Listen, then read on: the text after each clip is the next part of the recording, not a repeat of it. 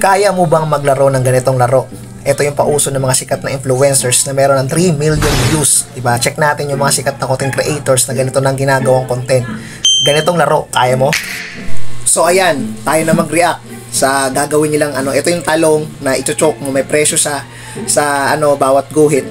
100 pesos kung hanggang saan yung kaya mo. Una pala, nakaka-intriga na. Yan, sumali din dito yung asawa ni Boss Norvin. Yan, di ba? Siyempre, i-react lang natin itong unang video, hindi natin pahabain. Ito lang, yung unang serye lang na to. Yan, si ate girl, yung tropa nila. Mapapaisip ka kayo mga manyakas yan. Kung lalabas. Tama-tama magpapasko, ito pinaka-the best na dirty game. Kaya nyo ba tong challenge ito? Comment down below kung kaya nyo po yan, mga ka-triple. Hindi para ako, hindi ko katakaya. Malunok. Mabubulunan na yan si ate. Ayan, sabi. Ayan na. Nabulunan, di ba? Ang laki. Bis hindi ko mapaisip na masama, mapapaisip ka na masama kayo. Kayo, agree kayo dito sa ng laro. Siyempre, very entertaining to. Nakaka-entertain na naman. Sobra.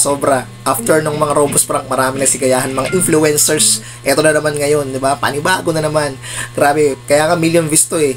So, labas na. Bahala na kayong mga dyan. O, mag-like na lang kayo sa aking video. Please follow, like, and share. Bahala na kayo mag-isip kung anong gusto nyo isipin about dyan.